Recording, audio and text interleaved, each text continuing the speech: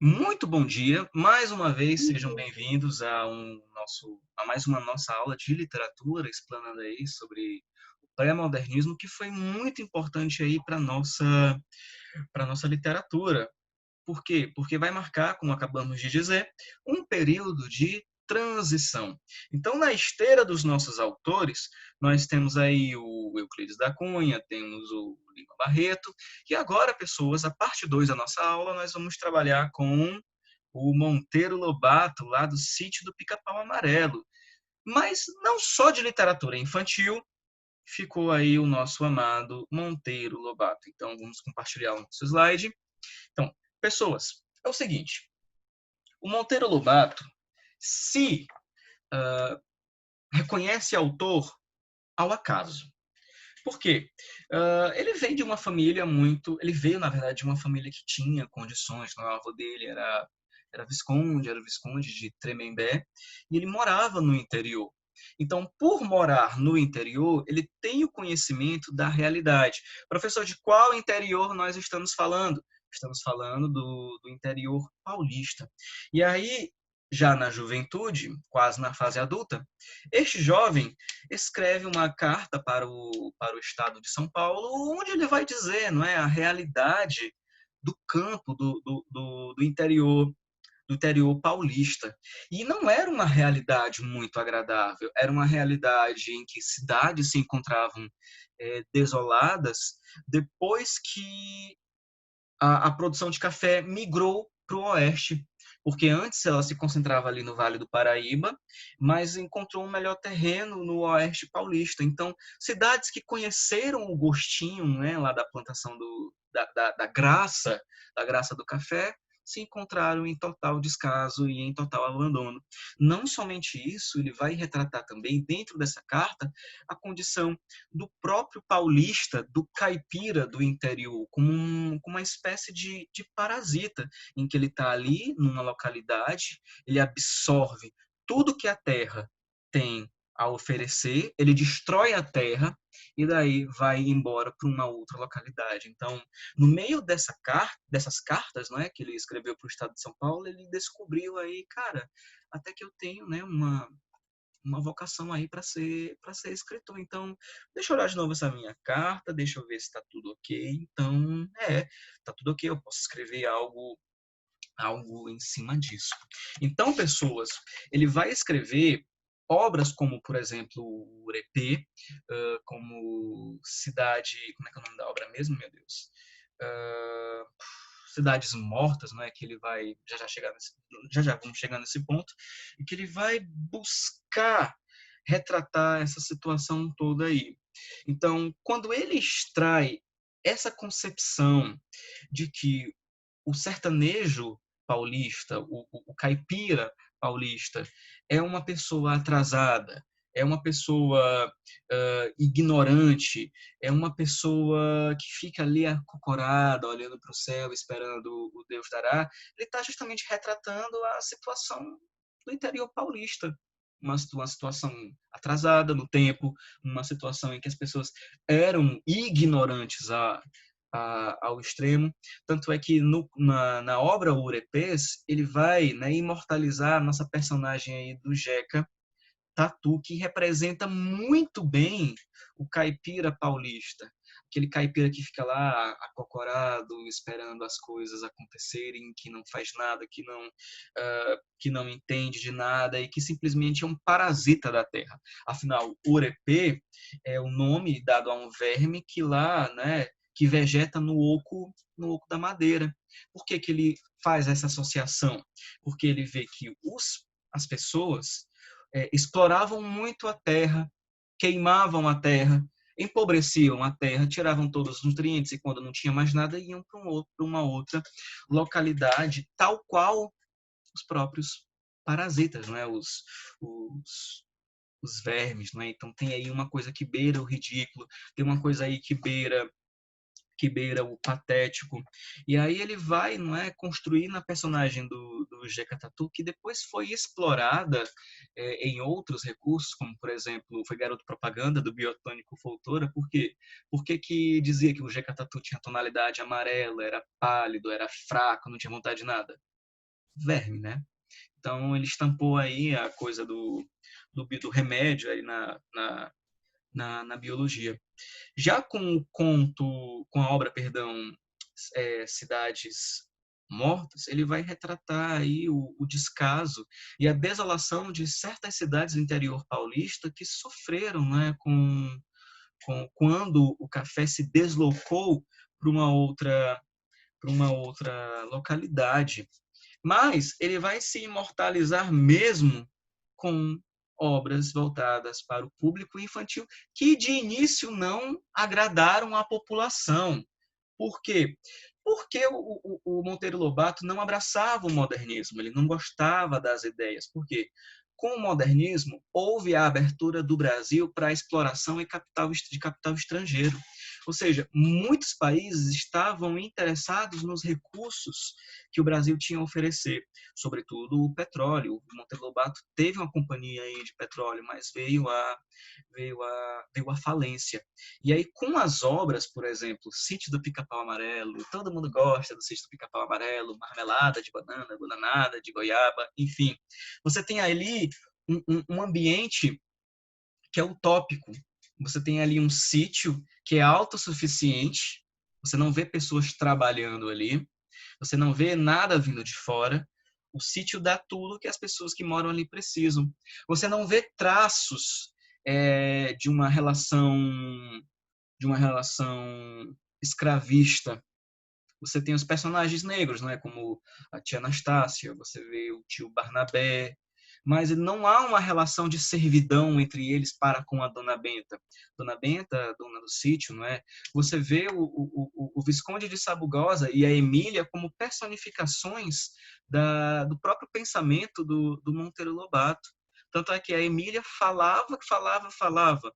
Por quê? Porque o próprio autor também dizia umas coisas. E por conta do que ele dizia, ele chegou a ser preso por suspeitar de flertar aí contra a esquerda, né? Estamos falando de Era Vargas. Era Vargas era um regime ditatorial, então o Monteiro Lobato chegou a ser preso por flertar aí com a esquerda, não é? E aí com tem uma obra que ele vai que o Monteiro Lobato, por meio do Visconde de Sabugosa, ensina as crianças a valorizar o que tem dentro de casa. E aí as pessoas mais conservadoras da época, conservar dentro de casa eu falo, né, petróleo, as riquezas que o nosso país tem. Então as pessoas na época se escandalizaram ao extremo por conta disso.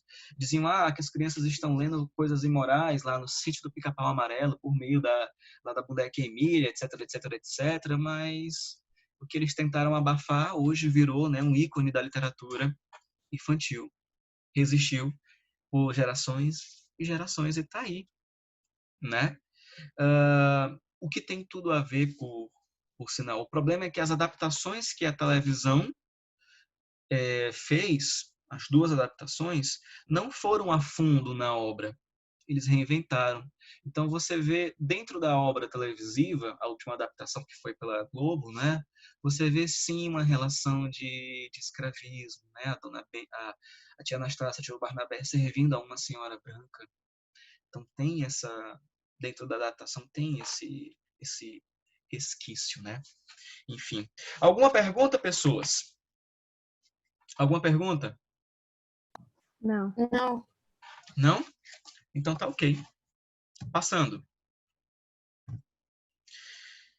Amados, quando nós falamos de Augusto dos Anjos, nós estamos falando de um dos poucos autores que conseguiu trabalhar com a poesia dentro desse momento aí de transição.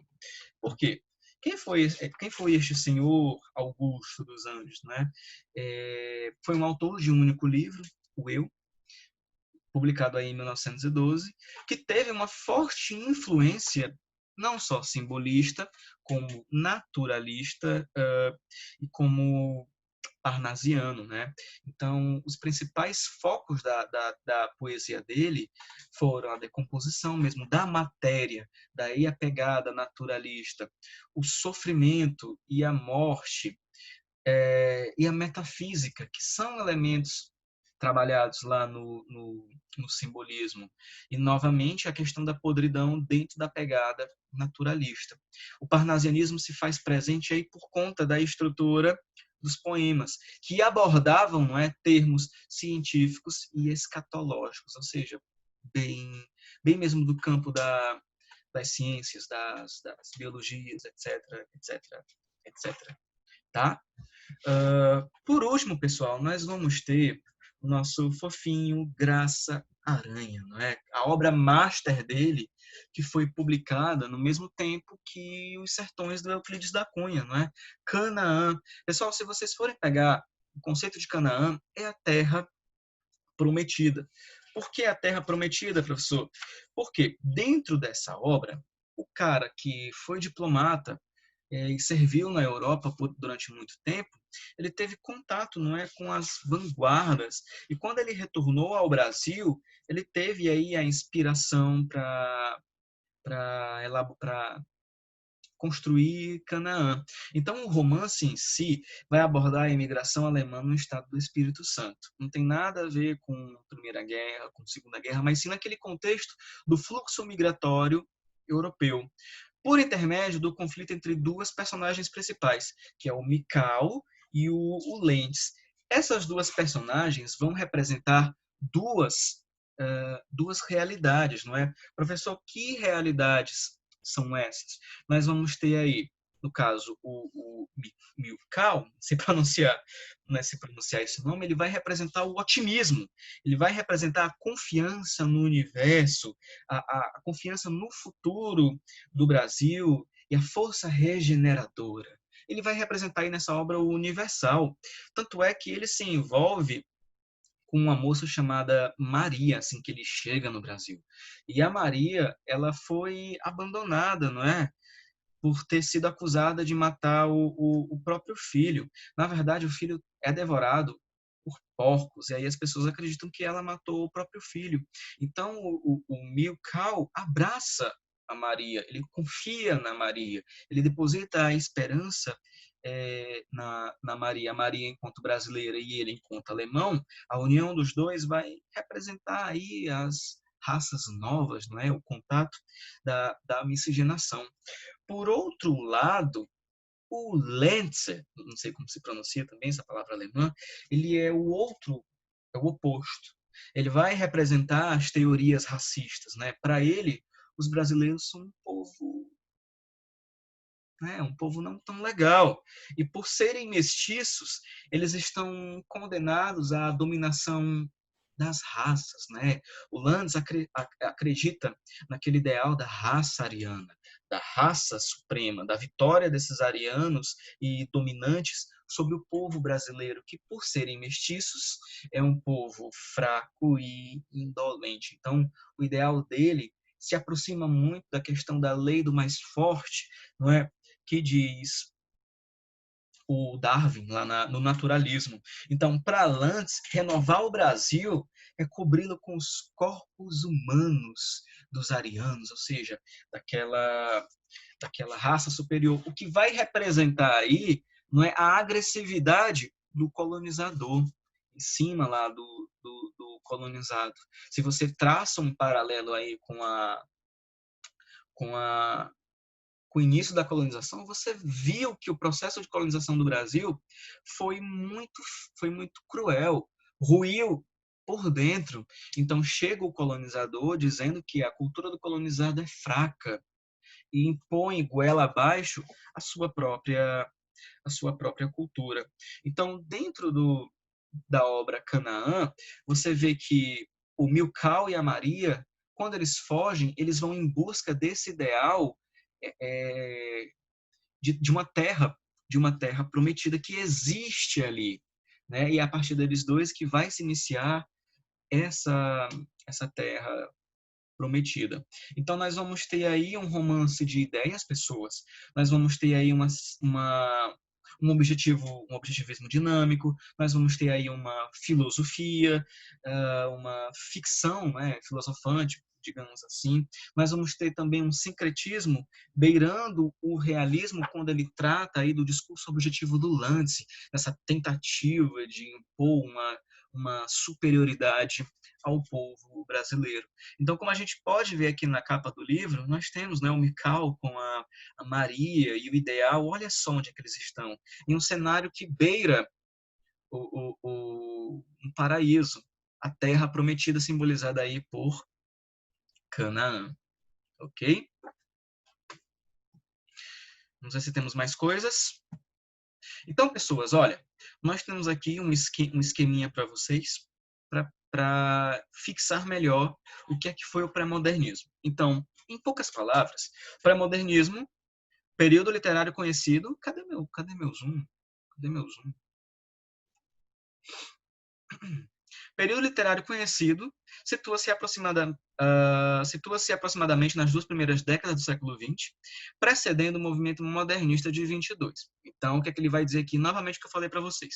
O modernismo não corresponde a uma escola literária, justamente por haver uma série de estilos coexistindo entre si, mas tendências de final de século, né? E quem é que vai fazer isso? Augusto dos Anjos, na face do poema, com eu, você vai ter os Sertões do Euclides da Cunha, você vai ter Monteiro Lobato retratando aí a pobreza no interior paulista, ao passo que o Euclides da Cunha vai se focar no regionalismo nordestino.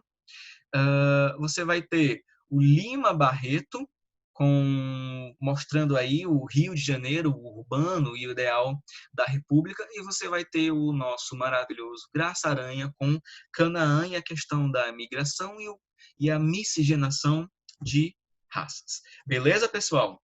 Então, muito obrigado e caiam aí nos estudos. Beleza?